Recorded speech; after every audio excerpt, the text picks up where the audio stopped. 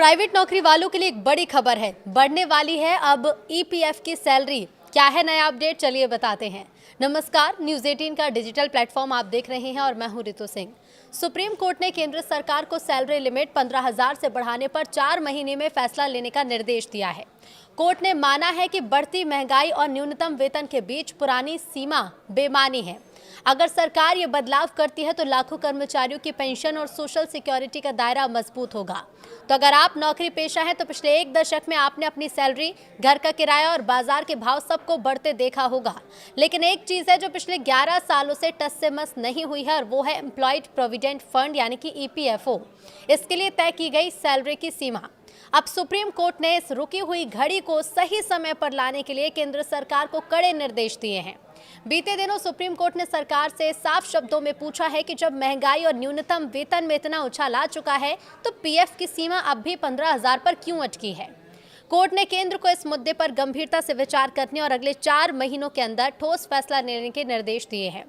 साल 2014 ये वो आखिरी साल था जब ईपीएफओ की वेज सीलिंग में बदलाव हुआ था। तब इसे 6,500 से बढ़ाकर 15,000 किया गया था। आज हम 2025-26 के दौर में हैं, लेकिन नियम वही पुराने। जनहित याचिका पर सुनवाई करते हुए कोर्ट ने इसी विसंगति पर उंगली उठाई है। दलील ये दी गई है कि आज के दौर में कई राज्य और सेक्टर्स में न्यूनतम वेतन ही 15,000 से ऊपर चला गया। ये एक अजीब विरोधाभास है कि सरकार द्वारा तय न्यूनतम वेतन पाने वाला कर्मचारी भी ईपीएफओ की अनिवार्य सीमा से बाहर हो जाता है। ईपीएफओ का मूल उद्देश्य रिटायरमेंट, पेंशन और बीमा जैसी सामाजिक सुरक्षा देना था, लेकिन ये सीमा अब सुरक्षा चक्र की बजाय एक बैरियर बन गई है। कोर्ट का मानना है कि पिछले 11 सालों में कोई संशोधन न होना गंभीर चिंता का विषय है। अब ऐसा नहीं है कि सरकार को इस समस्या की भनक नहीं है। हकीकत तो ये है कि ईपीएफओ के गलियारों में ये चर्चा लंबे समय से गर्म है। साल 2022 में ही ईपीएफओ की एक सब कमेटी ने सैलरी लिमिट बढ़ाने की सिफारिश की थी। यहाँ तक कि सेंट्रल बोर्ड ऑफ ट्रस्टीज ने भी इस प्रस्ताव पर अपनी मुहर लगा दी थी। इसके बावजूद फाइल आगे क्यों नहीं बढ़ी? तो कोर्ट ने याचिकाकर्ता को निर्देश दिए हैं कि वो 2 सप्ताह के भीतर सरकार को एक प्रेजेंटेशन सौंपे। इसके आधार पर सरकार को तय समय सीमा में अंतिम निर्णय लेना होगा। यानी जो फैसला ठंडे बस्ते में था उसे अब कोर्ट के आदेश के बाद फास्ट ट्रैक पर आना पड़ सकता है। अब ऐसे में सवाल यह है कि अगर सरकार कोर्ट की बात मान लेती है तो आपके लिए इसमें क्या बदलेगा।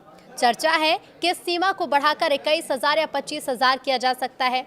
इसे एक आसान गणित से समझिए। अभी ईपीएस में योगदान 15,000 की सीलिंग पर होता है। अगर ये सीमा बढ़ती है तो आपकी पेंशन का बेस मजबूत होगा। उदाहरण के लिए अगर सीमा 25,000 होती है तो पेंशन फंड में हर महीने का योगदान 1,250 से बढ़कर 2,083 तक पहुंच सकता है। यानी साल भर में आपके पेंशन खाते में करीब 10,000 रुपये ज़्यादा जमा होंगे। सरकार इसे ईपीएफओ 3.0 के विजन के साथ देख रही है, जिसका मकसद ज़्यादा से ज़्यादा कर्मचारियों को सोशल सिक्योरिटी के दायरे में लाना है। हालांकि इसका दूसरा पहलू ये भी है कि कंपनियों पर आर्थिक बोझ बढ़ेगा, क्योंकि पेंशन का योगदान उन्हें ही देना होता है।